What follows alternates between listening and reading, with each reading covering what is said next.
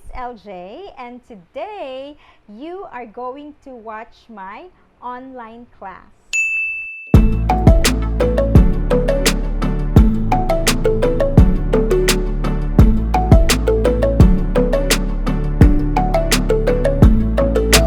So I am currently teaching Contemporary Philippine Arts from the regions to grade 12 students. And today I will let you watch my actual online class through Google Meet. And this particular class was observed by two of my colleagues in our school. First by our senior high school subject group head. Shout out to Ma'am Donabel Abauan. Hello. Also by one of our master teachers in the senior high school, Ma'am Edenel Balisacan. Shout out po. Hello. Ayan. So also thank you to all my students this school year, most especially to the students in this particular class in the video. They are from grade 12 Galileo HUMSS. Hello guys. Thank you so much. Okay, so please allow me to give you a quick background of what this online class that you are about to watch is about. Okay, so this class was observed, but it is not scripted. Okay, meaning the students were not informed prior to the class what the lesson will be, what will be the activities. Ayan, they are not informed, but they were informed that our class will be observed, and that's it. Hindi ako nag-assign na, o ikaw ang sasagot sa number 1, o ikaw naman sa number 2, magtataas ka ng kamay sa number 5, ganyan. Wala akong ganon. But, whenever my class is being observed, I see to it na hindi ko ginagawa yung ganon. Because I want to challenge myself na pakita natin yung totoo. Ito yung totoong nangyayari, hindi scripted. Okay? Kasi yun naman talaga nangyayari everyday. So, in that manner, you will be able, as a teacher ako, I will be able to see the authentic reaction of my students. Yung facial expression nila, yung totoo na kung masaya sila, makikita mo talaga na, oh, yung smile on their faces, makikita mo talaga na nag-smile sila. Kung nalito sila, naguluhan sila, authentic, kitang-kita mo yun. Para sa akin, yun yung mga precious moments pag nagtuturo. Yung kita mo kasi agad yung mga reactions nila. And as a teacher, I will also be able to give my authentic feedback to them. And also, dun naman sa mga observers, they will be able also to see the authentic classroom situation na eto yun. Eto talaga yung nangyayari. They may not be able to observe all of my classes, but at least I will give them the idea of what every day would look like. Yung everyday situations sa classroom ko, ganito. Yun. So, I want the observers to see that I am not a perfect teacher, that my classroom is not perfect, but we are trying our best to learn every day. That maybe that's the reason classroom is called classroom, because that is the place where everybody will learn, and there's always a room for improvement, right? So I would describe this particular lesson as, it's not a perfect lesson, a perfect class, but I would describe it as one of the most enjoyable class I've ever had. Ayan. And if the teacher is enjoying and the students are enjoying as well, I believe that there will be a smooth flow of learning because everybody is enjoying. So if you are a new teacher and you're going to watch this video, hopefully you will be able to get insights on how to do classroom management, how to manage the responses of your learners, how to develop a lesson, right? And if you are an experienced teacher, you may comment your suggestions here in the comment box for improvement, right? And if you're a senior high school student, hopefully you will be able to learn in this subject, Contemporary Philippine Arts from the region. Good morning. Here's our virtual classroom rules. Be on time. Act like you're at school. Sit in one spot during class. Keep yourself muted. Turn on your video. Raise your hand to talk using the raise hand icon. Listen. No eating during class. Try your best to express yourselves in English. Participate in all activities. Listen to your teacher. And we can do this, and let's just have fun and do our best.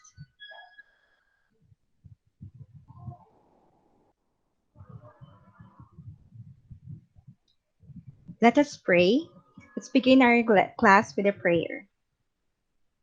In the name of the Father, and of the Son, and of the Holy Spirit. Amen. Dear Heavenly Father, you are our all-knowing God. Sorry for the times we are not managing our skills wisely. Thank you for sending us the Holy Spirit to give us the knowledge and wisdom to learn our lessons through our hearts. Thank you for our teachers who teach us through their hearts. Thank you for allowing us to use our skills and talents to your glory. We ask these through Christ our Lord, the Holy Spirit, and through Mama Mary's intercession. Amen. In the name of the Father, and of the Son, and of the Holy Spirit. Amen.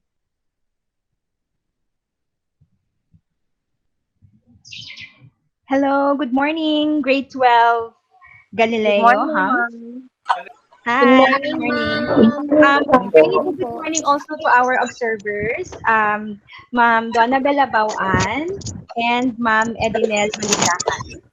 Good morning po, Good teachers. morning. Good morning po, Good teachers. morning po. Okay, thank you so much. Morning din. So, hello. This is the first time that we're going to do this online class. So, let's try our best to participate and just enjoy what we are doing, what we're going to do today. So, our lesson for today is about living with arts and artists. For those of you who do not know me yet, I am your teacher last semester for 21st Century, and I am your teacher now for second semester for Contemporary Philippine Arts from the region. Ayan. So, ako po si Ma'am LJ. Ako yung teacher niyo sa chat natin. Okay? So, hello guys. So, let us review your previous module. Hopefully, you were able to study and understand your last module.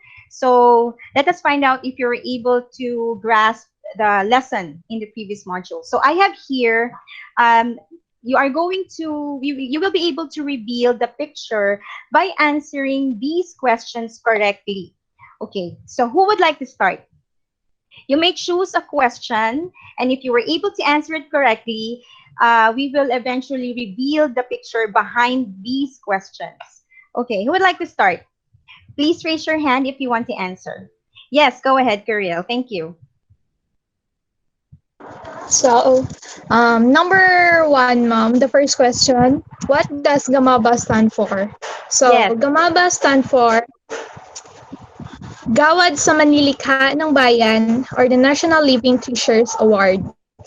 Living Treasures Award. Very good. Okay, since you got it correctly, we will remove this part. Okay, next. Who would like to go next?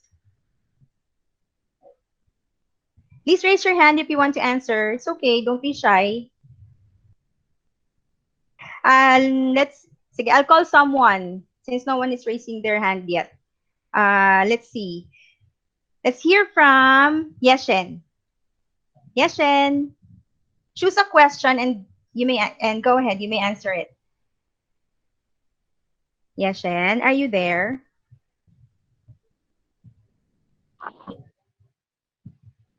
Yes po, ma'am. Hi, Yeshen. What question would you like to answer?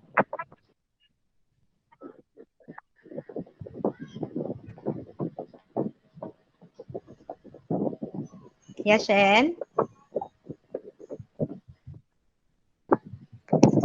Wait lang po, nagpipilit lang po ako ng question.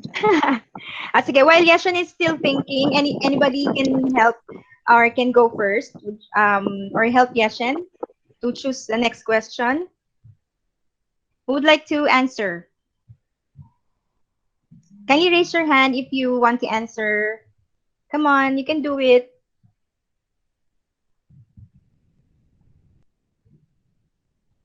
Rodeline, would you like to try?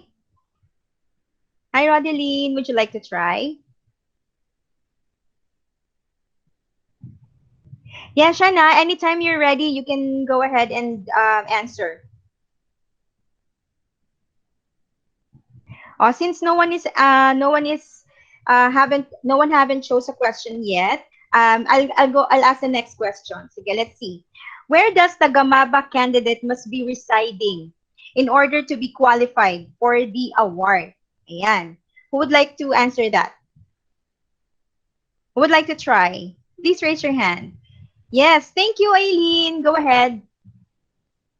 Where does the Gamapa candidate must be residing in order to be qualified for the award? In the Philippines po, ma'am. Yes, he or she must be residing, of course, in the Philippines. Which part of the Philippines? She must be residing with whom? With who would like to help Aileen? Yeah, Aileen. So he or she must be residing in the Philippines. That is correct. But most specifically, she must be residing with his or her. Aileen, would you like to try?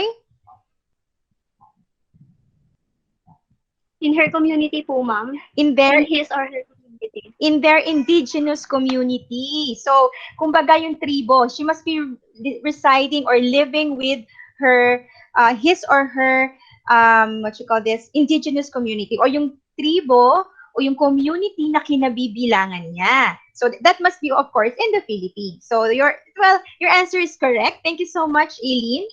Okay, next. Thank you po, ma'am. You're welcome. Okay, next. Let's see. What kind of art does Gamaba candidate must be engaged with to be qualified for the award? Would like to answer that?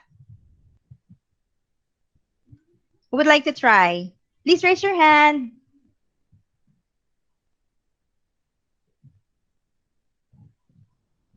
O baka si Yeshan ready na siya. Yeshan, are you ready?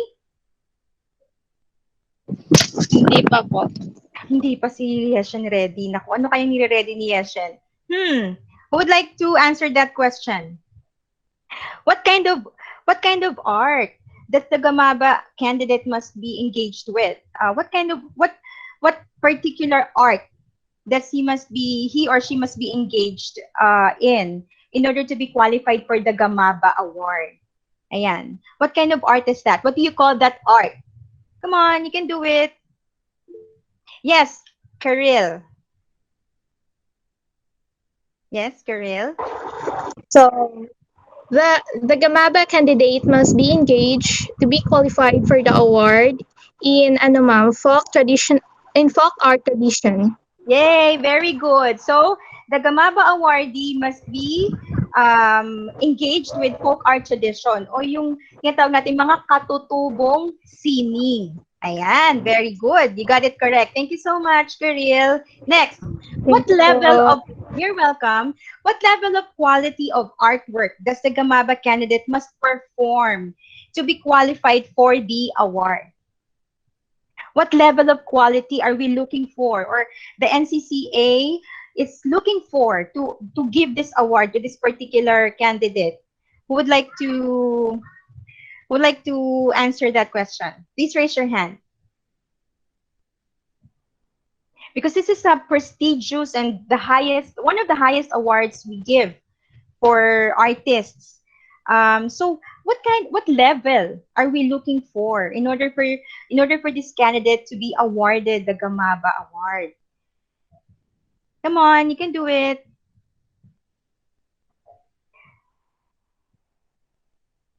Hello, guys. Who would like to try? Please raise your hand. Mary Joy, would you like to try?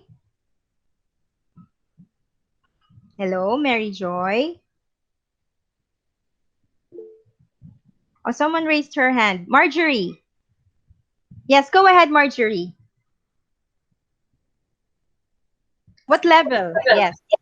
He or she must have a consistently perform or produce over a significant period works of superior or distinctive quality. Okay, so the artwork must be superior or pinakamagaling sa lahat. And it must have distinctive quality. Pinakamagaling in their tribe, in their community. So to the highest level, they're looking for the highest quality of work in their indigenous community. Very good. Thank you so much for your answer. Next, what level of reputation does the Gamaba candidate must possess when it comes to utilizing the tools and materials needed by the art to be qualified for the award? So here we're talking about the way they make it, or the way they utilize the materials being used for this artwork. So what level of reputation does he or she must possess? Who would like to answer that? Who would like to try? Please raise your hand. Yes, Marjorie. Mary Joy. Sorry. Mary Joy. Um, he or she must possess a mastery of tools and materials needed by the art and must have an established reputation in the arts as master and maker of works of extraordinary technical quality. All right. Thank you so much, Mary Joy. So the Gamaba candidate, in order for them to receive the award, is one of the qualifications is that they have to be the master, yung pinakamagaling in their tribe. Okay? They have to master their craft, the tools, the materials, in order for them to be awarded. Ayan, very good.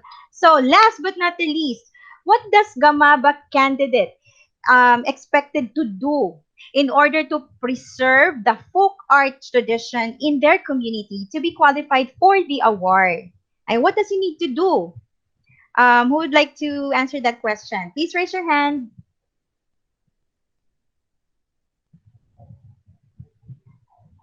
Who would like to try? Marjorie, would you like to try?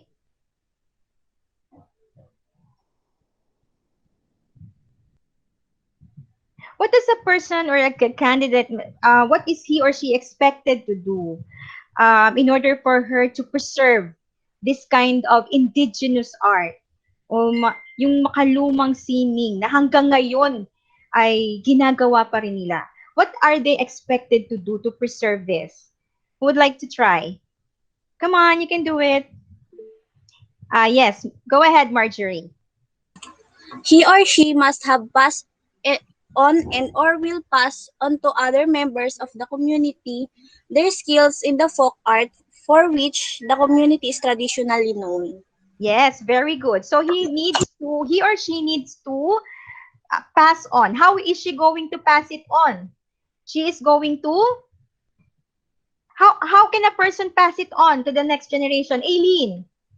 Teacher community the traditional art skills, moms. Yay, very good. He or she has to teach the next generation, the younger generation, so that this generation will pass it on to the next generation and so on and so forth. Very good. So, what picture did we reveal now after we answered these questions correctly? What are these? What do you call these?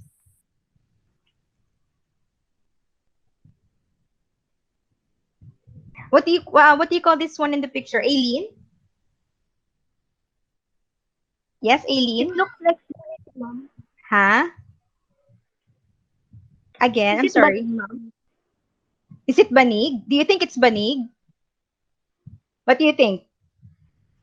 I think it is banig, mom. Correct. Very good. Kasi ako ngayon nagtanong, ako rin tinatanong. Ikaw talaga, Aileen, kukurutin kita dyan eh. So, this is banig. Correct. And in English, it's called weave mat. Ayan. Thank you so much, Aileen. So, let's proceed. So, these are the answers to those questions. So, Gamaba stand for Gawad sa Manlilikha ng Bayan.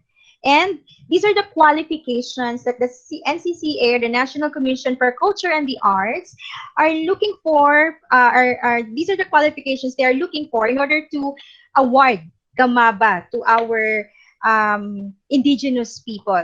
Yan. So he or she must be inhabitant of the indigenous or traditional cultural community anywhere in the Philippines and has preserved indigenous customs, beliefs, rituals, and traditions, and or has syncretized whatever external elements that have influenced it. Ayan. Next is, he or she must have engaged in a folk art tradition that has been in existence and documented for at least 50 years. Ayan, grabe, di ba? At least 50 years. Kasi nga, this is an indigenous or folk art, makalumang sining. So it has to be there for at least 50 years.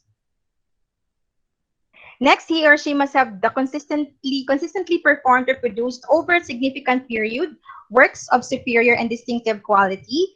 He or she must possess a mastery of tools and materials needed by the art and must have established reputation in the art as master and maker of works of extraordinary technical quality.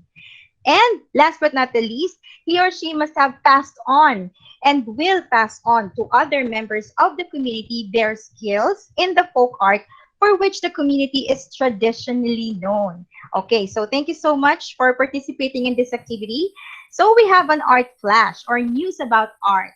I would like you to meet, please welcome, Haja Amina Api. That's her picture. And she is a Gamaba awardee and she received the award in 2004. And she is a mat weaver among the Sama indigenous community of Ungos Matata, and that is found in Tandubas, Tawi-Tawi in Mindanao. Sama indigenous community is also known as Bajau. Ayan. So she was born on June 25th, 1925, and she passed away April 2nd, 2013. Question, how old was she when she passed away? Ayan. Who can answer that question, mga mathematician dyan? Who would like to answer? Please raise your hand. How old was she when she passed away? Karil, would you like to try?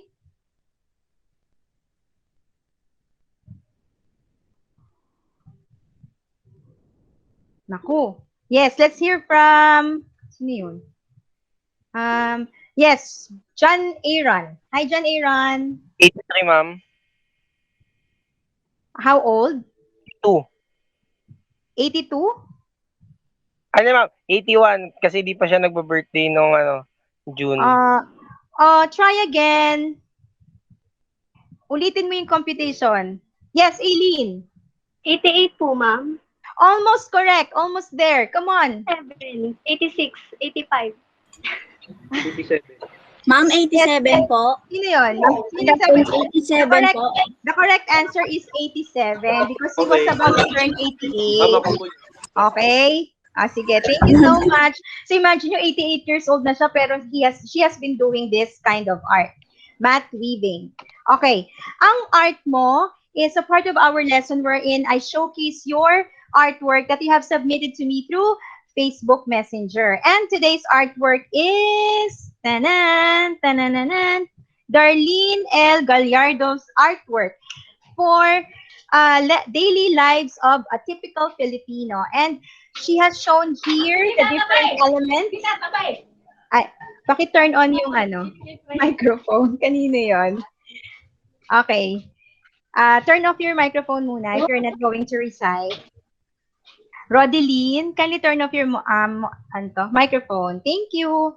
All right. So here, Darlene presented different 4 types of elements and 4 principles of art. So she presented here space, also balance and proportion and movement. So there are movements like people and cars moving. And ang ganda ng proportion niya, ng pagkaka-picture, and the color also is, ang ganda ng pagkatingkad din ng color ng pedestrian lane, tapos may building, tapos meron diyang kawad ng kuryente. Nag-jive silang dalawa dun sa picture na parang, ang tawag dyan ay space, or magandang spacing ng pagkakakuha niya ng picture. So, thank you so much and congratulations to Darlene Gallardo. Ayan, clap, clap, clap.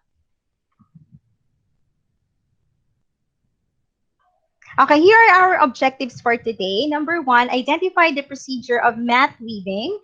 Number 2, formulate a relevant question for Haja Amina Api based on a chosen character. And number 3, appreciate the importance of preserving the mat weaving in Sama indigenous community. Okay, who among you here loves to eat desserts and sweets? Raise your hand. Hi, Marjorie. What would you like? What is your favorite dessert or sweets? Ice cream po. Ice cream. I love ice cream too. Okay, let's find out if you are really very good in naming food. Okay, I'll be showing you pictures of food and you have to give me the exact number or exact name of the food. Kaya ang tawag dito sa game na to ay name this food. Ayan. Okay, here's the first picture. Please raise your hand if you want to answer. Yes, John Aaron. Buko pandan, ma'am. Buko pandan? Halo-halo? Salad? Salad? Yan, very good. Salad. Very good. Buko pandan salad. Correct. Next picture. Next picture. Yes, Marjorie. Puto po, ma'am. Puto. You have to give the exact complete answer. Name of the food. Puto is almost correct. Let's hear from Genesil. Puto din, ma'am eh. Make it complete and exact. Aileen. Pandan na puto, ma'am. Almost correct. Almost there. Last na to. Si Marjorie. Puto cheese, ma'am. Nobody got the correct Puto answer. pandan. The correct answer is puto pandan with cheese. Ayan. Kasi yung mga sagot nyo kulang, you have to give the exact answer. Next. Next picture. What name this food? Let's hear from Genesil. Biko, ma'am. Biko. Almost correct. Try again. Give the exact answer. Aileen. Pandan maha with latek. Almost correct. Try again. Last guess. Last try. Let's hear from John Aaron. Pandan biko with latek. Ay, biko patay. Okay na ako sa pandan biko. Correct. Very good. This is sa pandan biko. Okay, very good, John Aaron. Next food. Name this food. Go. Let's hear from Francesca. Francesca Luis. Ano, ma'am? Pandan pandesal? Pandan pandesal. Almost correct. Try again. Almost correct. Karil. Pandan pandesal. Ubi pandan pandesal, ma'am. Ube, pandan pandesal. Pwede na. Sige. Pandan pandesal with ube halaya filling. Okay. Next. Last but not the least. What name this food?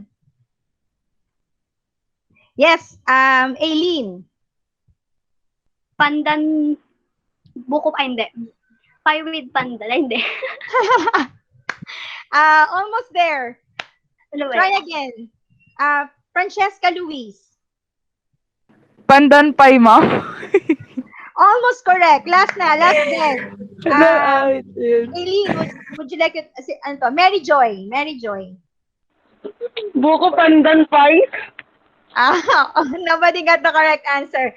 The exact answer is buko pandan biko pie. Kasi may biko pa dun sa ilalim, di ba? Ayan. Okay. So, let's summarize. What is common among these foods? What is the main ingredient or common in these foods? Yes, Aileen. Pandan po, ma'am. Very good. Have you seen pandan? Yes, ma'am. Yes. Have you Yes tried po. using it? Have you tried using it in your food? Yes, ma'am. Yes. Yes, ma'am. What did you use it for? Ma'am, sa sinaing. Sinaing. When you cook steamed rice, you put pandan. Di ba? Ang bango, di ba? Okay. People here in the city, we use pandan. Ayan. Teka lang. Marjorie, can you turn off your microphone? Thank you. So people here in the city, we use pandan mainly for our ingredient, for our food. But, you know, in other parts of the Philippines, Filipinos use, pandan has another use aside from being an ingredient in the food. And most especially, it's part of their culture and part of their art. Okay, that's what we're going to find out today. So we're going to watch and learn. We're going to watch a video, and while you're watching the video, kindly make sure you have a pen and paper with you so that, teka lang. Andrea, can you turn off your microphone? Thank you. I hope you have a pen and paper with you. Grab a pen and paper with you so that while watching the video, you can jot down the information we're going to discuss later. So here are the questions we are going to talk about later. Number 1, who was the Gamaba awardee presented in the video? Number 2, how would you describe Tawi-Tawi based on the video? Number 3, do you have weave mat or banig at home? How did this video change the way you look and treat your weave mat at home? And give the procedure of mat weaving as demonstrated by the presenter there in the video. Okay, so I hope you are ready to watch. Are you ready to watch? Yes, ma'am. Okay, let's watch and learn.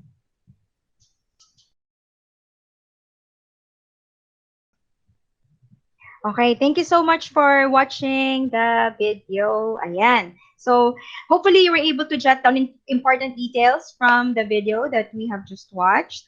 So, let us talk about the guide questions. Number 1, who was the Gamaba awardee presented in the video? Yes, John Aaron. Si Haja Amina Api, ma'am. Okay, the Gamaba awardee. The Gamaba awardee is Haja Amina Api. Okay, the Gamaba awardee presented in the video was Haja Amina Api. Very good. Ayan, si Haja Amina Api, di ba? Okay, next, number 2. How would you describe Tawi-Tawi based on the video?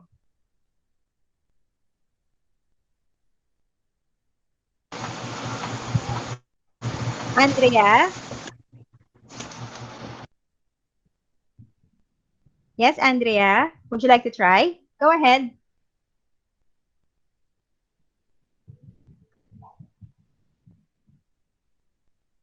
How was Tawi-Tawi presented in the video? How would you describe it? Yes, Andrea.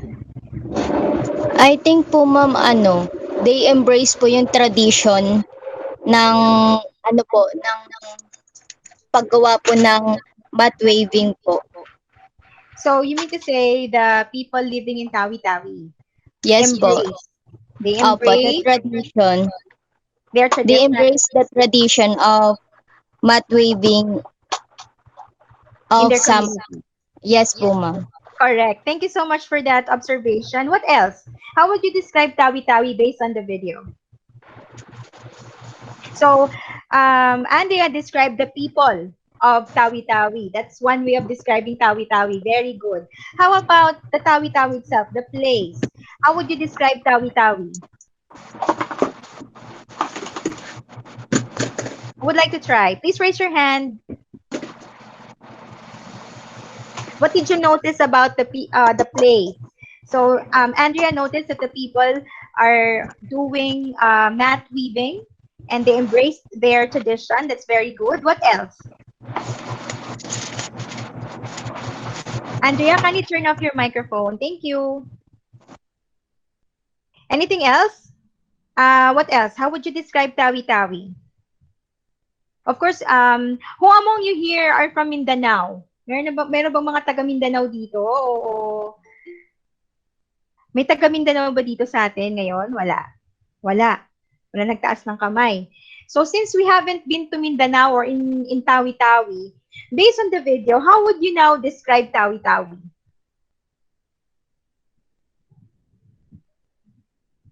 Who would like to try? Sino ba bang hindi ko pa natatawag? Let's see. Darlene, would you like to try? Come on. So where can you find Tawi-Tawi in the map of the Philippines? That's one way of describing Tawi-Tawi. Where can you, based on the video, where can you find Tawi-Tawi in the map of the Philippines?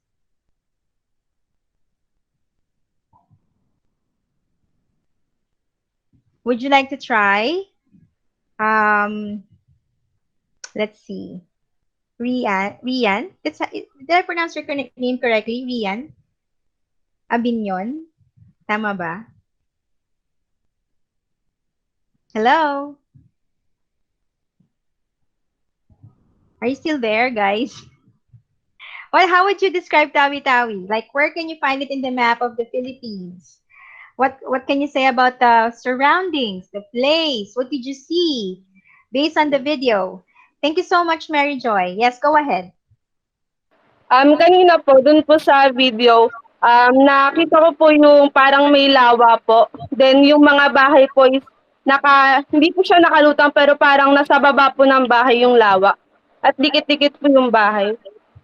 Okay. Thank you so much for that observation. So, if you observed in the video, the Tawi-Tawi is found on the southern part of the Philippines, and it's a small island surrounded by a body of water. So it's like sea, right? So they live near the sea. On particularly sila Hadja, yung ano nila, community nila.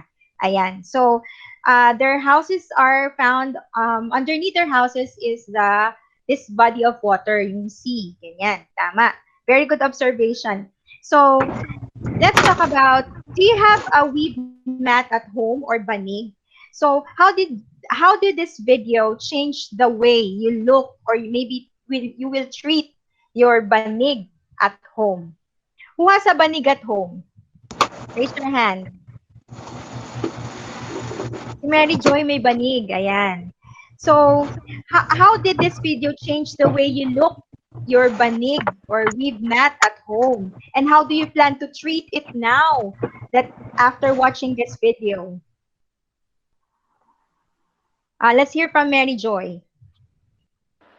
Yun po ma'am, nakita ko po sa video po kung gaano po kahirap ginagawa yung banig. So, para po sa akin, parang mas tinitreasure ko na po siya. Hindi na po siya yung parang bara-bara lang po sa paggamit.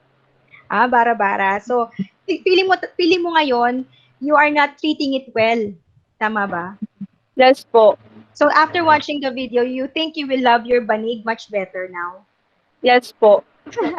Diba? Kasi the people doing banig or making banig, they put so much effort and time from the gathering the materials until they finish doing it. That's why it's really a labor of love and hard work. Okay, thank you so much. How about you, Kathleen? What would you like to share?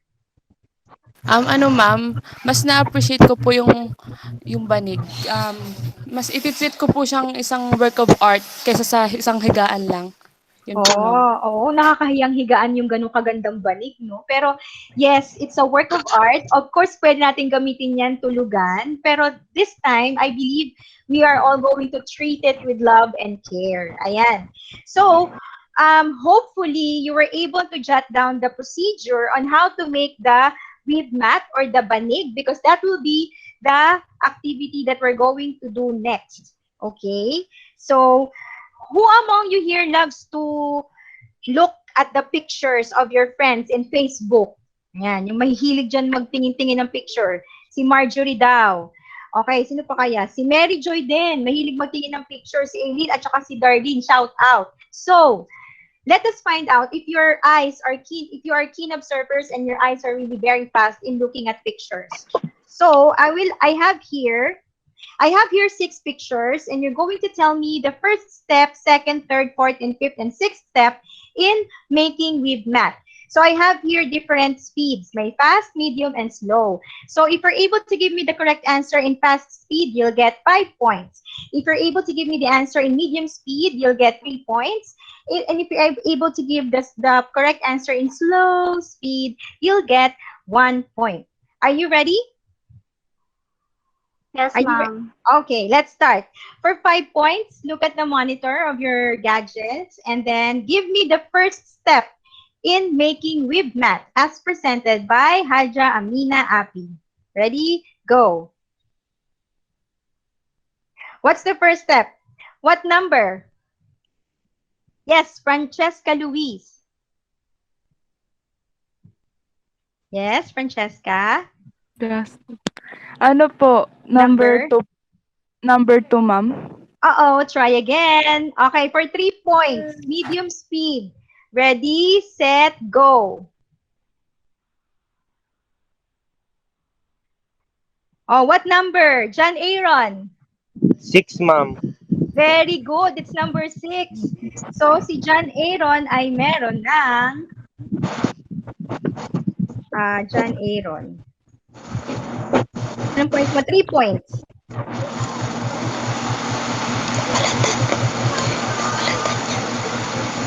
Ayan, 3 points si John Aaron. Next. Next for second step. For fast speed, 5 points. Ready, go. 4, ma'am. Who's that? Andrea, ma'am. Yes, Andrea. Very 4 good. po. For 5. Yes, very good. For 5 points. Si Andrea. 5 points. Okay, next. For third step. Fast speed, 5 points. Ready, go. 2, ma'am. Sino yun? Andrea po. Wala po akong ano eh. Ay, wala kang raise hand? Opo, hanggang ngayon, ma'am. Okay. Sige. Okay lang. Tama yun, Andrea. 2 points. Sorry, number 2 for the third step. So, Andrea now has 10 points. Okay, next. For the fourth step. Ready? For 5 points. Ready? Ready? Go. 5 po. Sino naman yun? Andrea ulit Andrea, yun? ma'am. Si Andrea, gumabang ka. Sige. Do you agree that it's number 5? It's Kathleen? Yes, ma'am. Number 5 po. 3, ma'am. Pareho kayo number 5. Correct. It's number 5. Naku, si Andrea. Wala siyang raise hands, kaya siya'y tuloy-tuloy na sumasagot. Okay, 15 points na si Andrea. Next, fifth. So this time you're going to give me the fifth and the sixth step. Dalawang number yung bibigay nyo for 10 points na to. For fast speed. Ready? Go. 3 to, ma'am. Yes, Kathleen. 3 and 1, ma'am. Si Kathleen na ba yon? 3 and 2, Opo, ma'am. Si Kathleen ba yon? Kathleen, what's your answer? 3 and 1 po, ma'am. Very good. So Kathleen got 10 points. Sino yung nanalo? So ang panalo natin talaga ngayon ay si Andrea. So she got 15 points. Very good. Okay, siguro mabilis talaga yung mata ni Andrea. Trained na trained sa Facebook ata. Okay. So these are the procedures on how to make weave mat based on how Haji presented it. That's how they do it. Okay, so the first is the sixth picture, then followed by the fourth picture, then number 2, then number 5, number 3, and last but not the least, number 1. Okay, so tama, ang pinakamaraming tamang sagot ay si Andrea. Congratulations, Andrea. So this is the procedure of mat weaving by Haja Amina Api. Can you read the first step? Number 1. Let's hear from John Aaron. In the process starts with the harvesting of wild pandan leaves from the forest. Yes, Haja is the one harvesting the pandan leaves in the forest. Siya talaga yung nag-harvest. Next, number 2. Aileen. She removed the thorns using a small knife.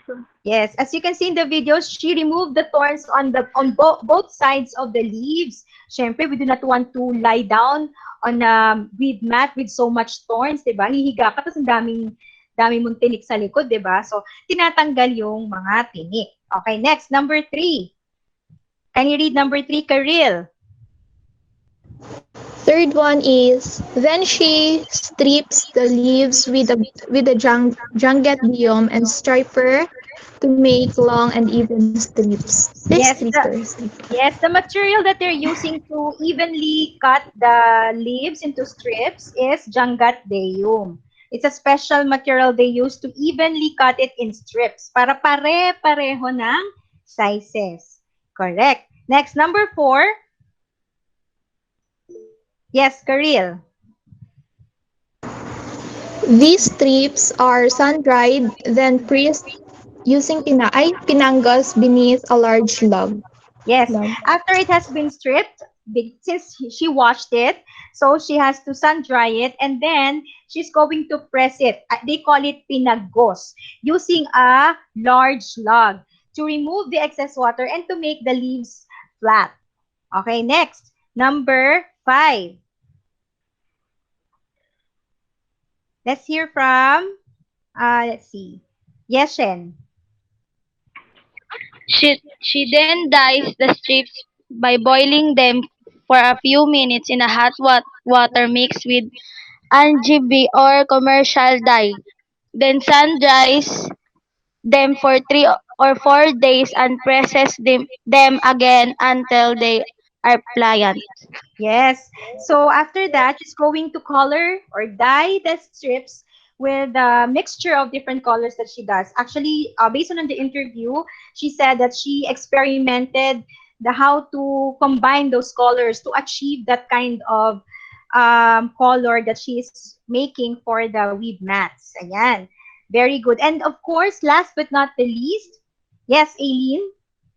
Finally, she weaves them into a colorful geometric design. So geometric, may mathematical involved here. According to the interview, she does applied mathematics based on the researcher's observation in order for Haja Amina Api to achieve this different and different colorful designs for weave mats. At saka hindi lang isa yung design niya, marami. Okay, kaya nga siya yung master weaver in Sama indigenous community. Okay, very good. So now, these are the examples of weave mat by Hadja. These are some of the samples of weave mat by Hadja Amina Api. What can you say? How would you describe the weave mats made by Hadja Amina Api? Yes, Aileen. It has geometrical patterns, ma'am. It has geometrical patterns. Very good. And according to the interview also, Hadja is willing to lend her designs to her community if they want to copy the designs. May mga lumalapit sa kanya, naghihiram, pinapahiram niya at pinapakopya niya yung mga designs niya. Ang mga designs na yan, pinag-isipan niya, pero she is willing to share it to her community.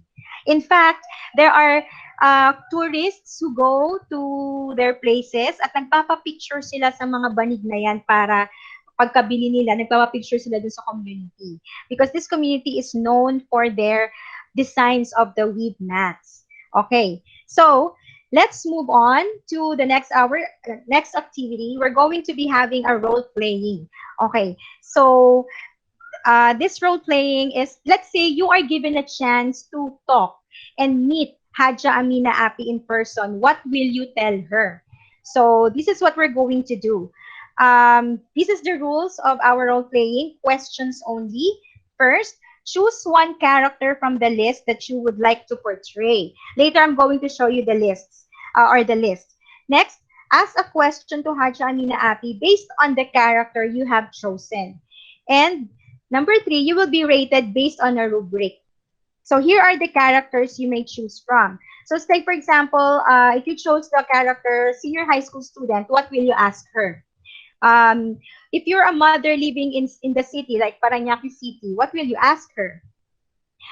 Indigenous arts researcher, mother from Sama community, Jessica Soho, daughter or son of Hadja Amina Api, a fashion designer, tourist, it could be a Filipino tourist, or maybe a foreigner who goes to different places like Tawi-Tawi. A blogger, someone who presents ideas and different ideas through videos. And a columnist, a writer in a newspaper or a magazine. And a blogger, someone who writes articles online. Ayan, ganyan. Okay, so here are the tips on how you're going to do it. So first, you're going to introduce yourself based on your character. And then you're going to ask a WH question. What is a WH question? Let's review your English lesson in junior high school. What is a WH question? Yes, Ariel. The WH questions are what, where, when, why, and how. So the WH question our questions are questions that start with W. who, WH, or who, With what, where, when, and who, what, how. why, where, and Yeah, so there are 5. And then, you may choose the same character your classmate chose for as long as you're not going to ask the same question. So, let's say, for example, I will choose the character of the mother living in the city. So, for example, I will say it this way. Good morning po, Hajj Amina Api. I am LJ Credo Magno. I am a mother from Parañaque City. I would just like to know if, how did this extraordinary skill of mat weaving help you in raising your children? So as you can see, my question is still about the character I portray, because since I am a mother, my question is something related of being a mother, but at the same time, still about mat weaving. Okay? So that's the sample. So you will be rated based on a rubric. You'll get 5 points in your question if it is highly relevant to the topic. And you're going to get 5 points in characterization if your question highly reflects the character being portrayed. So I will able to see the character based on your question. And of course, you will get 5 points in grammar if your question has perfect grammar. So that's a total of 15 points. So I'll return the slide to the sample, and you may write down your question so that you will formulate what you're going to say before you ask. Okay, so imagine you're going to talk to Haja Amina Api. What will you ask her? Okay, so who would like to start? Who would like to volunteer?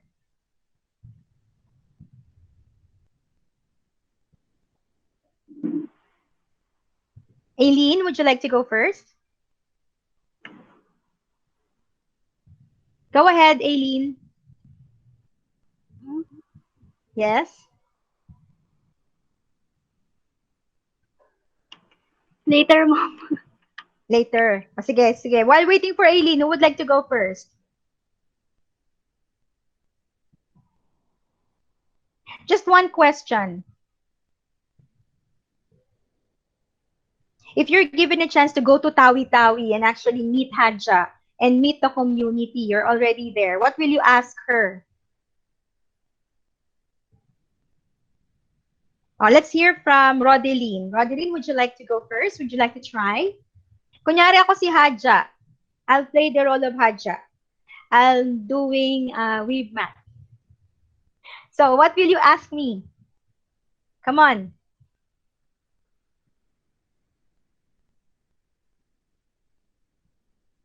Rodeline's still thinking. How about Mauro? Would you like to go first? Would you like to ask? What would you like to ask Hadja?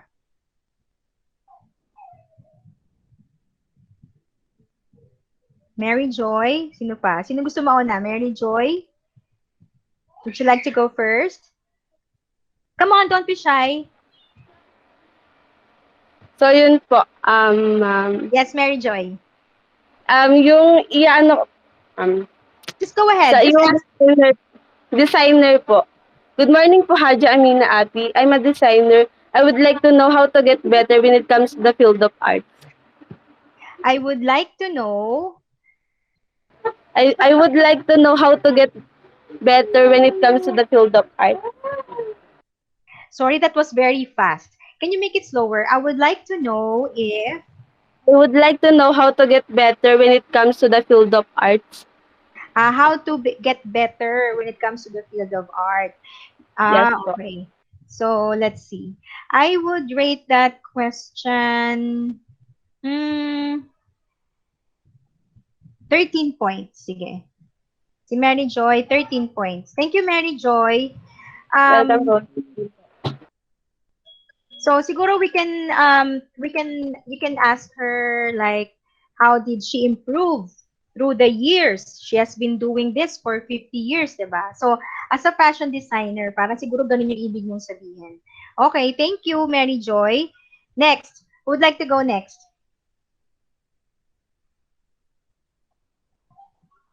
So maganda rin yung tanong ni Mary Joy because I believe through the years, Haja has, of course, I would say na may mga chance or there would be some chances that she also committed some mistake. Kaya ang tanong niya, how did you improve? So magandang tanong yan. Thank you so much, Mary Joy. Next, who would like to go next? Yes, Eileen.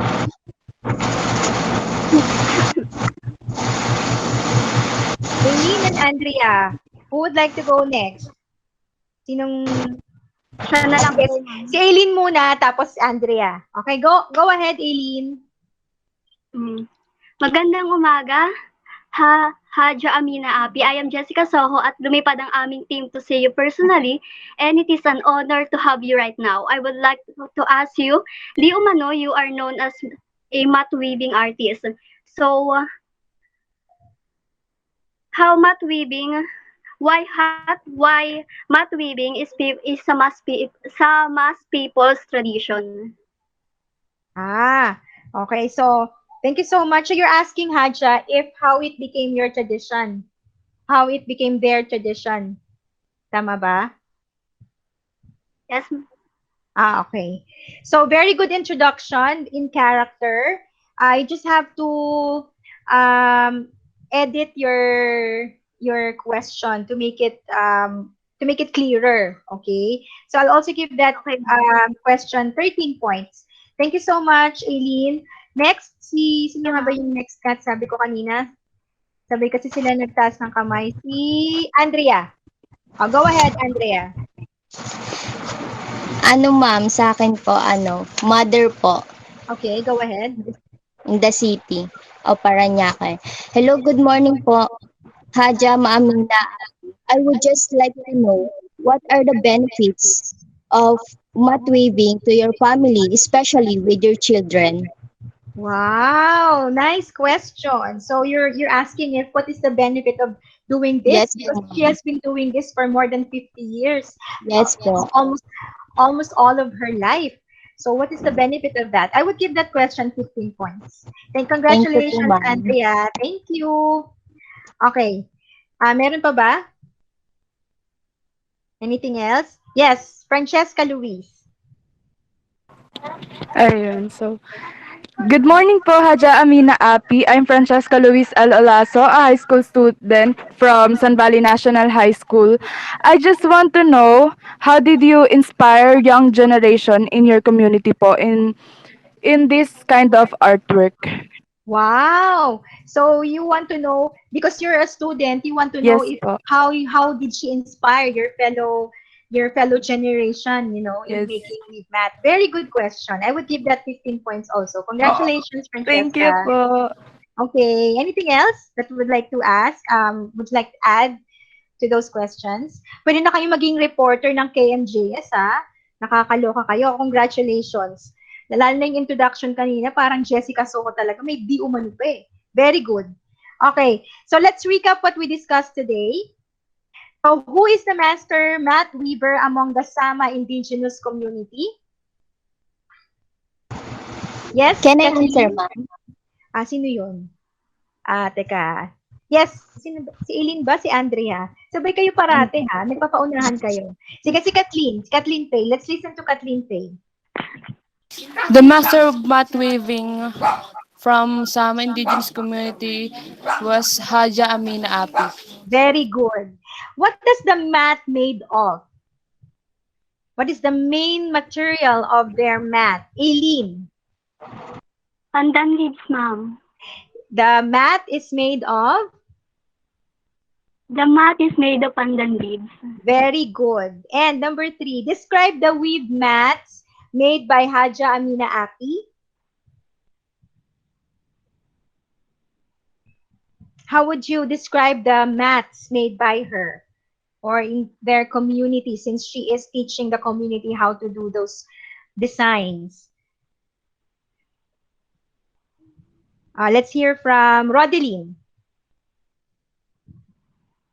Rodeline, are you there? Are you with us? Can I answer, ma'am? Yes, go ahead.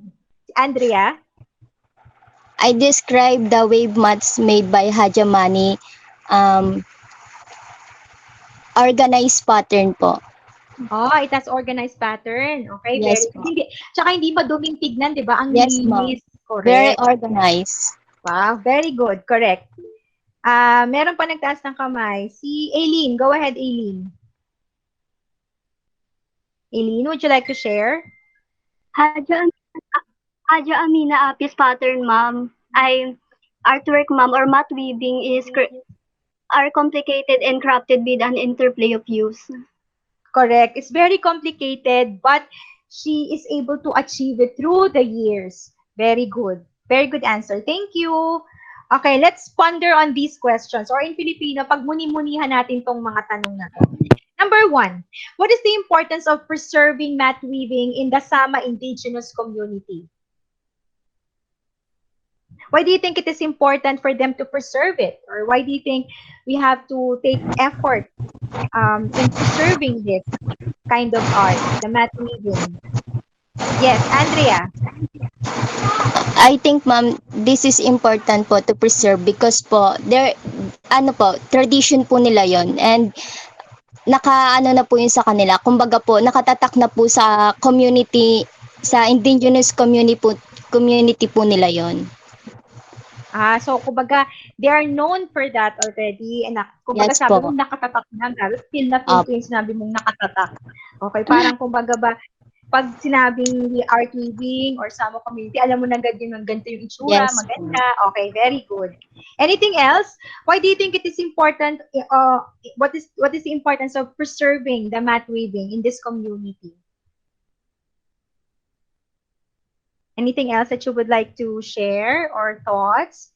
Who would like to share their thoughts or ideas?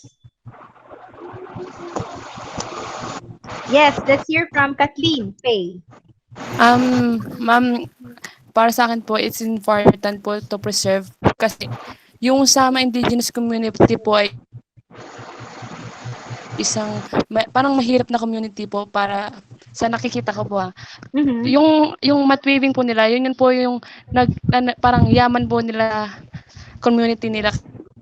Kaya kailangan po i-preserve. Oo, hindi sila marangyang mga tao, no? They are not really very rich, but they have rich culture.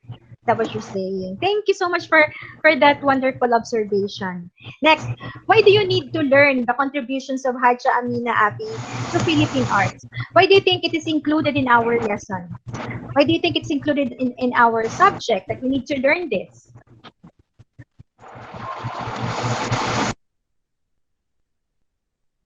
Why do you think what do you think is the importance of learning this? Yes, Aileen.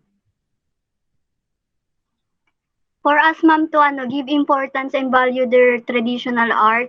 Mm-hmm. So in order for us, our generation to learn their art and value it. Okay, very good. So how did this lesson, after this lesson, nandito tayo, patapusan yung lesson natin, how did this lesson change the way you look at these kind of arts? Diba? Kasi doon natin makikita, that's how we're going to see the importance of this lesson. What do you think? Any other idea?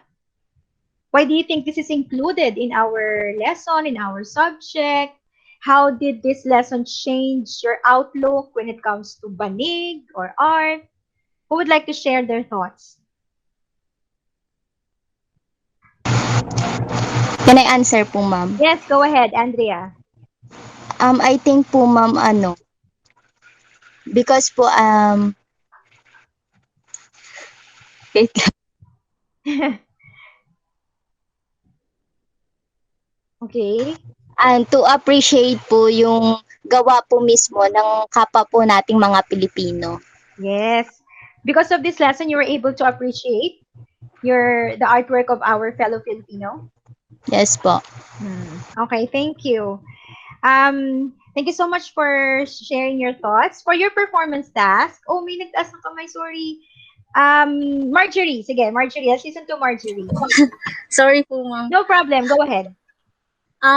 For me po, I think, para po ma-appreciate natin tapos mabigyan po, kasi di ba pag sinabi pong banig, ma'am, ang tingin po natin is cheap, tapos parang ano lang po, yung old po, di ba yun po yung mga ginagamit po ng mga Yes. tao po noon. So, kasi ngayon po marami na pong naimbento mga higaan. So, para po maalala pa rin po natin and para po malaman kung gaano po kamano-mano siya gawin.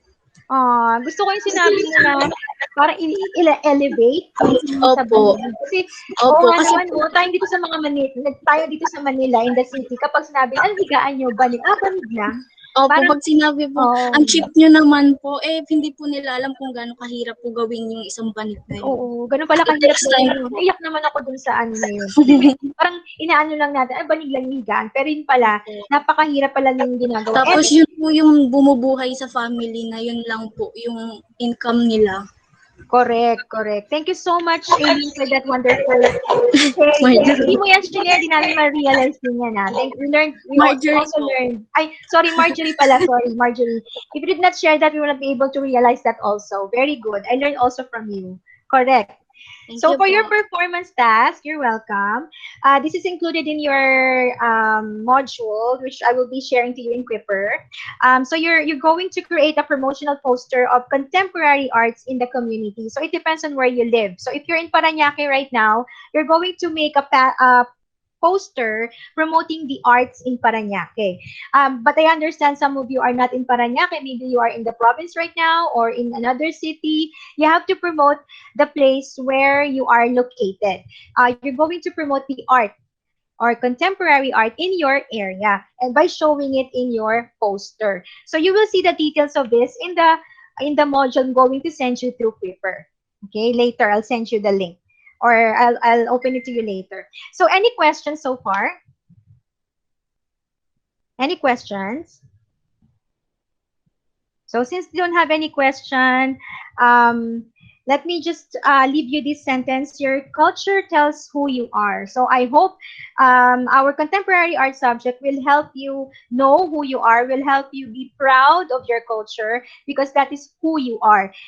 I don't see any problem of appreciating other people's culture, but do not forget who you are, your culture. So with that, thank you so much for joining our class today and for participating in our activity. So thank you so much. Before you leave, guys, let's have a quick picture, photo op. Ano ba to? So kindly turn on your camera for our photo op session. Stop sharing ako. Okay, ayan. So, okay, ready? Okay, ready? 1, 2, 3, smile! Yay! Thank you so much, guys. Thank you for attending our class today. Goodbye, grade 12, Galileo. Bye po. Po, ma'am. Thank you, grade 12. Thank you. Thank you, ma'am. Bye, ma'am. Thank you. Bye-bye. Thank you. Po, ma'am. Bye po. Ingat, ma'am. Thank you po, teacher. Thank you. Ayan. Hi, ma'am. Congratulations, Ma'am LJ. Thank you po. Congratulations, ma'am. There you have it, mga friends. So thank you so much for watching my actual online class. Thank you so much to all of my students who are in that video. Thank you so much for my observers. Thank you. And of course, last but not the least, thank you so much to the Holy Spirit for listening and answering my prayers. I prayed for wisdom and for me to be able to humbly teach my students from my heart, and also for my students to learn from their hearts, and also for the observers to enjoy while working or while watching the class, right? Because they are also teachers, but as a teacher we have so much workloads, and observing a class is another work for them. It can also be tedious for them, but they took the time to sit down and watch. So I prayed that they will be able to enjoy while working and enjoy while observing the class. Ayun. And thank you for their for their honest suggestions and comments and feedback, because for me, I really appreciate those. Kahit marami silang trabaho, binigyan nila ako ng oras na para panoorin yung klase ko at mag-observe. Kaya maraming salamat. So if you like this video, please feel free to like it. Don't be shy. Like it and share it. Go ahead, subscribe to my YouTube channel, and click the notification button so that you will always be updated about my channel. Thank you so much. God bless you guys. God bless you. Do you find this video inspiring? Please show your support by liking and sharing this video. And please subscribe to my channel to watch more of my videos and upcoming videos. And if you want me to hear your thoughts, put them in the comment box. Thank you.